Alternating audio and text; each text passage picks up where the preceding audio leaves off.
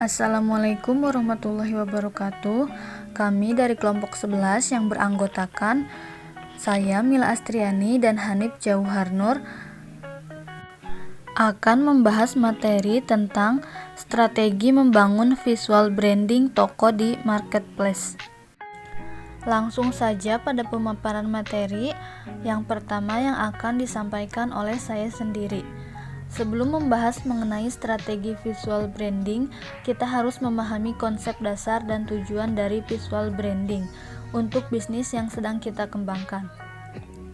Visual branding sendiri sangat erat kaitannya dengan merek atau logo. Dari sini akan dijelaskan secara bertahap mulai dari definisi, tujuan, keuntungan, strategi, penerapannya untuk bisnis. Banyak sekali hal yang perlu dipersiapkan dalam membangun suatu bisnis atau usaha, baik dari segi materi maupun non-materi yang harus dipersiapkan dengan matang.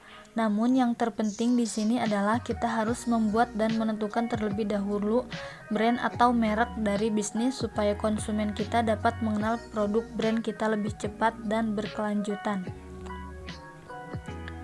Jika melihat pendahuluan sebelumnya, bahwasannya visual branding hampir sama dengan brand.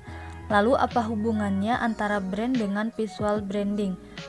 Jika mengambil pengertian dari sisi bahasa, brand adalah merek atau logo, sedangkan visual branding adalah tampilan dari sebuah merek yang memiliki ciri khas khusus. Produk atau jasa dari setiap perusahaan pasti memiliki kisah dan pengalaman yang berbeda. Dengan adanya visual branding, maka dapat membantu setiap user atau konsumen untuk mengenal lebih mudah sebuah produk yang telah dirilis. Terdapat 3 komponen penting penyusun visual branding, yaitu brand, warna, dan komposisi. Yang pertama yaitu ada brand. Brand merupakan merek atau logo suatu perusahaan yang memberikan suatu pengalaman yang dapat diingat oleh masyarakat umum. Untuk membuat komponen brand, dibutuhkan riset kompetitor dan target user dari bisnis Anda. Sebelum membuat sebuah logo, tentu kita harus mengetahui tujuan dan konsep yang sesuai dengan produk atau jasa yang akan dibuat. Dengan kata lain, brand dapat dikatakan sebagai identitas dari sebuah bisnis. Yang kedua yaitu warna. Penggunaan warna di sini sangatlah penting untuk memberikan nilai tambah dari brand tersebut. Komposisi warna juga harus diperhatikan supaya pesan dari brand yang ditawarkan dapat tersampaikan dengan baik kepada user. Yang ketiga yaitu komposisi. Komponen yang terakhir yang harus diperhatikan adalah komposisi dari setiap elemen penyusun brand harus sesuai dengan produk dan jasa bisnis yang dijalankan. Elemen tersebut meliputi gambar, simbol, teks, tanda, warna, tekstur, dan lain sebagainya, sehingga visual branding yang diperlihatkan dapat menyampaikan pesan dengan baik dan sesuai dengan tujuan sebuah perusahaan. Materi yang selanjutnya yaitu tujuan dari visual branding yang akan disampaikan oleh Saudara Hanif. Baik, terima kasih. Selanjutnya yaitu materi tentang tujuan dari visual brand. Nah, untuk tujuan visual branding ini ada 2 tujuan penting untuk membangun branding itu sendiri. Nah, untuk tujuan yang pertama itu ada meningkatkan omset penjualan untuk jangka waktu yang lama atau yang panjang. Nah, dengan adanya visual branding yang tepat, maka dapat meningkatkan pendapatan suatu usaha dalam jangka waktu yang lama atau yang panjang. Jadi, efek dari visual branding sendiri tidak dapat dilihat secara instan atau dalam jangka waktu yang pendek. Membutuhkan banyak perubahan dan penyesuaian terhadap situasi dan kondisi yang terjadi di lapangan dan dalam internal perusahaan. Kemudian yang kedua yaitu adalah meningkatkan kepercayaan dan kredibilitas suatu perusahaan.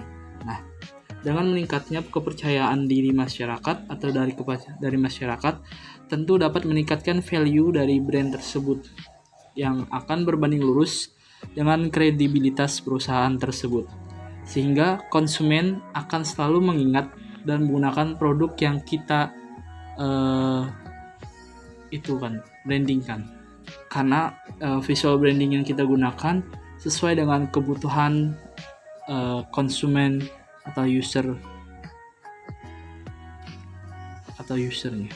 Kemudian selanjutnya yaitu ada keuntungan dari visual branding. Nah, ada banyak sekali keuntungan yang kita dapat dari penggunaan visual branding ini. Yang pertama yaitu adalah faktor penggunaan dari klien dapat lebih mempercayai produk bisnis yang kita tawarkan karena sesuai dengan apa yang kita atau mereka butuhkan saat ini gitu. Kemudian yang kedua itu adalah faktor relasi. Nah, faktor relasi juga akan mengalami peningkatan. Kerjasama dari berbagai pihak dan perusahaan dapat membantu kita dalam mengembangkan bisnis menuju ke tingkat yang lebih tinggi. Nah, yang ketiga yaitu adalah lebih mudah untuk mendapatkan lisensi atau sertifikat yang menyatakan bahwasanya brand atau produk yang kita gunakan atau jual itu telah layak dan diakui oleh kompetitor maupun perusahaan lainnya.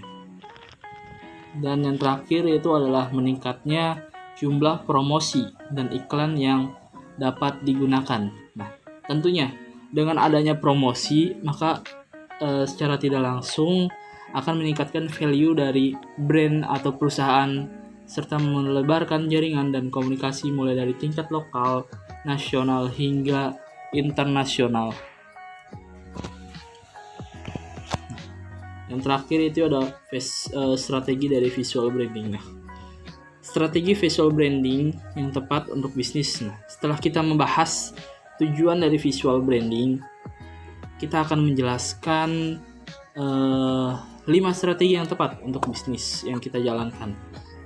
Strategi yang tepat untuk menentukan langkah bisnis ke depannya. Kita perlu memperhatikan setiap langkah agar lebih memahami strategi bisnis yang dijalankan. Yang pertama yaitu mempunyai keunikan dan spesial. Nah, tentunya sebuah brand harus memiliki pembeda dengan produk brand lainnya. Sehingga brand yang kita buat memiliki ciri khas tersendiri dan memiliki sebuah keistimewaan tersendiri.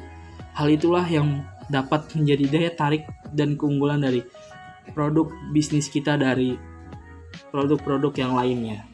Yang kedua yaitu adalah membangun kerjasama secara internal dan eksternal.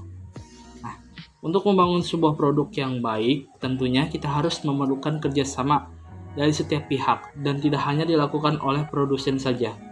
Kita perlu mempertimbangkan baik itu saran dan opini dari konsumen juga. Hal itu dimaksudkan untuk membuat brand kita lebih diterima di masyarakat dan juga brand kita juga lebih bisa digunakan secara menyeluruh. Yang selanjutnya itu adalah memunculkan ide dan gagasan yang inovatif. Tentunya selalu berinovasi dan berkreatif merupakan hal yang perlu dimiliki oleh setiap orang yang ingin memulai sebuah bisnis. Inovasi di sini tidak perlu harus membuat sebuah produk yang baru, tetapi sebuah produk baru yang dari awal ya. Tetapi kita dapat melakukan improvisasi dari produk yang sudah ada dengan menambahkan beberapa perubahan yang dapat meningkatkan nilai produk kita di mata konsumen atau pembeli. Dan selanjutnya itu adalah evaluasi strategi dan konsep brand pada produk. Strategi berikutnya adalah tahap evaluasi. Nah, tahap ini sangat membantu kita dalam memberikan penilaian terhadap hasil produk brand yang telah kita buat.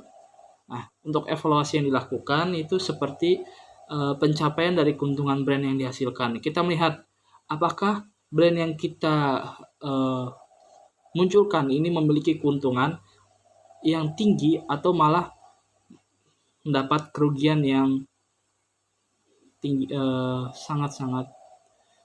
mendapat kerugian. Kemudian target user. Nah, di sini kita harus melihat target user kita atau target pasar kita agar tidak kalah saing dengan produk yang lain. Kemudian survei yang dilakukan oleh konsumen mengenai brand yang kita buat. Selanjutnya itu adalah pengelolaan brand yang tepat. Manajemen yang baik sangat dibutuhkan untuk mengatur dan mengontrol setiap perubahan yang terjadi pada visual branding ini. Nah, brand yang baik atau produk yang baik tentunya itu harus selalu mengikuti perkembangan zaman dan relevan dengan setiap kebutuhan di masyarakat umum. Nah, kita harus memikirkan setiap kemungkinan yang terjadi untuk mendapatkan keputusan-keputusan yang maksimal untuk brand kita ke depannya. Oke, mungkin itu saja. Saya kembalikan kepada moderator. Baik, terima kasih atas penyampaian materinya. Yang selanjutnya yaitu kesimpulan. Yang pertama, visual branding adalah tampilan sebuah merek atau logo dari sebuah perusahaan yang memberikan pengalaman khusus untuk konsumen. Tujuan dari adanya visual branding adalah untuk meningkatkan omset dan membangun kepercayaan masyarakat terhadap brand yang dibuat. Yang kedua, keuntungan dari adanya produk brand dapat dirasakan dari segi faktor konsumen, promosi, distribusi, dan juga relasi. Yang ketiga, terdapat 5 strategi tepat untuk mengembangkan sebuah bisnis, diantaranya yaitu diferensiasi, collaboration, innovation, evaluation, dan brand management. Dan yang terakhir yaitu dengan adanya strategi tersebut diharapkan dapat lebih memperhatikan mengenai brand dan selalu memperhatikan relevansi produk bisnis untuk mengikuti perkembangan teknologi digital. Sekian materi yang dapat kami sampaikan. Kurang lebihnya kami memohon maaf. Semoga bermanfaat. Wassalamualaikum warahmatullahi wabarakatuh.